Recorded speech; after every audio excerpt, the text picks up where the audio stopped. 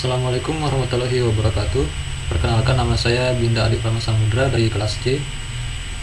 Pada kali ini saya akan membahas materi tentang sinkronisasi dalam sistem terdistribusi pada mata kuliah pemrosesan data terdistribusi.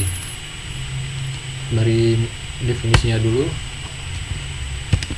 sinkronisasi adalah proses pengaturan jalannya beberapa proses pada saat yang bersamaan. Tujuan utamanya adalah menghindari terjadinya inkonsistensi data karena pengaksesan oleh beberapa proses yang berbeda atau mutual exclusion, serta untuk mengatur urutan jalannya proses sehingga data berjalan dengan lancar dan terhindar dari deadlock dan starvation. Deadlock ini maksudnya jalan buntu, yaitu suatu kondisi di mana permintaan tidak dapat dijalankan oleh scheduler karena prosesnya saling tunggu-menunggu. Sedangkan starvation ini maksudnya suatu permasalahan manajemen resource yang dimana permintaannya itu tidak dapat berjalan dalam waktu yang relatif lama. Penyelesaian terhadap masalah ini sangat penting karena untuk sekarang ini teknologi itu sedang menuju ke sistem yang multiprocessing atau proses yang lebih dari satu, terdistribusi dan paralel, yang mengharuskan adanya proses-proses konkuren. Selanjutnya kita akan bahas syarat-syarat agar tidak terjadi yang namanya deadlock. Yang pertama itu, proses masuk ke daerah critical section tidak boleh saling memblok, karena jika prosesnya saling memblok ketika akan masuk ke critical section, maka akan terjadi deadlock. Karena jika proses saling blok, maka selamanya proses tersebut akan terjebak dan tidak akan masuk ke critical section. Oleh karena itu akan terjadi deadlock atau buntu. Selanjutnya, syarat yang kedua, ketika tidak ada proses di critical section, maka proses yang ingin masuk ke critical section harus diizinkan tanpa waktu tunda. Fungsi seperti ini mutlak harus ada dalam sistem operasi. Hal ini berfungsi untuk mencegah adanya deadlock. Ketika critical section kosong, maka proses selanjutnya harus masuk dan menyelesaikan prosesnya sampai selesai. Jika tidak, berarti tidak ada kejelasan waktu tunggu atau tidak ada kejelasan waktu proses, dan hal ini menyebabkan deadlock. Selanjutnya ada beberapa metode algoritma untuk menjamin mutual exclusion atau proses distribusi secara bersamaan. Yang pertama, disabling interrupt atau mematikan interupsi. Dengan cara mematikan interupsi yang masuk pada saat proses sedang berada pada critical section-nya. Cara ini kadang cukup berguna untuk kernel, tetapi tidak untuk user. Dan cara ini tidak terlalu bagus buat CPU yang jumlahnya lebih dari satu, yang dimana disable interruptnya hanya mengenai CPU saja yang pada saat menjalankan proses, dan itu tidak berpengaruh pada CPU lain. Selanjutnya yang kedua, lock variables. Dengan metode ini kita menggunakan satu variabel yang berperan sebagai kunci atau locknya. Variabel ini biasanya diinisialisasi nilai 0. Jika locknya 0, maka proses boleh memasuki critical section. Lalu locknya itu diganti jadi 1. Selanjutnya, setelah proses keluar, maka lock akan kembali diberi nilai 0.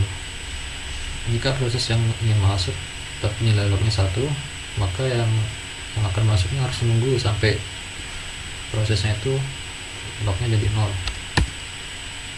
Artinya dia harus gantian, tidak boleh bersamaan masuk.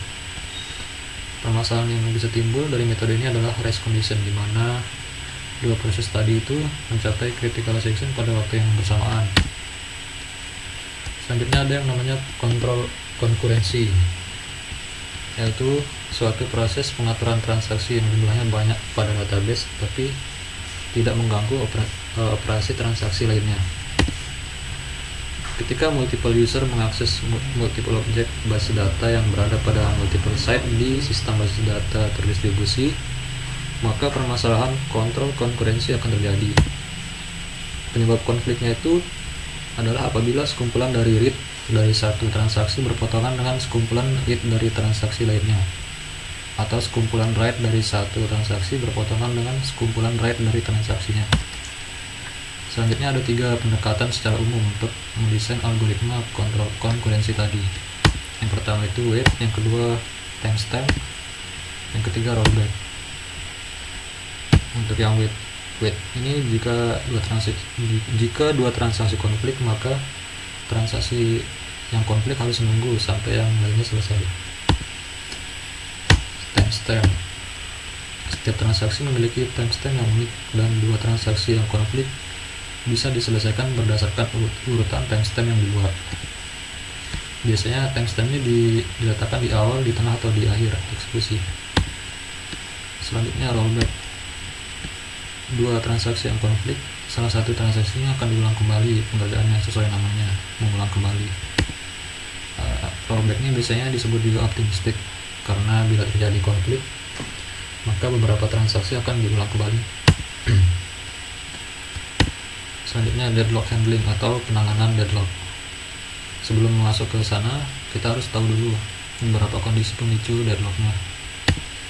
Yang pertama itu mutual exclusion, yaitu sebuah resource yang sedang digunakan oleh satu proses atau sedang bebas. Yang kedua, kondisi hold and wait, proses yang sedang memakai resource diizinkan meminta resource baru. Selanjutnya kondisi non preemptive, resource yang sedang digunakan hanya bisa dilepaskan oleh satu proses yang memakainya, tapi pelepasannya tidak bisa dipaksa oleh pihak lain. Selanjutnya kondisi circular wait, ada rantai dari 2 proses, masing-masing menunggu resource yang dikuasai oleh proses berikutnya dalam rantai tersebut. Selanjutnya ciri-ciri yang tadi. Ciri-ciri dari kondisi mutual exclusion yaitu resource yang bisa digunakan oleh lebih dari satu proses. Yang hold and wait itu ciri-cirinya proses yang sedang menguasai sebuah resource tidak diizinkan untuk meminta resource yang lain. Selanjutnya kebutuhan resource yang sering bersifat dinamis menyebabkan alokasi resource tidak efisien.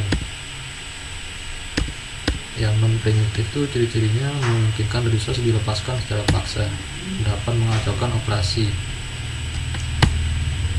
Yang circular wait atau rantai tunggu, dia alternatif yang paling ampuh mungkin ditempuh. Dengan penomoran resource, akses diizinkan dengan mengikuti urutan tertentu. Selanjutnya, cara untuk menghindari deadlock.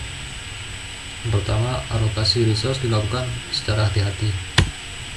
Selanjutnya ada yang namanya algoritma banker, yaitu alokasi resource selalu memperhatikan kemungkinan ke depan atau next state. Kebutuhan next state satu atau lebih proses harus selalu dapat dipenuhi oleh resource yang tersedia saat ini. Mungkin itu saja dulu penjelasan terkait materi sinkronisasi dari saya. Kurang lebihnya mohon maaf. Saya akhiri. Wassalamualaikum warahmatullahi wabarakatuh.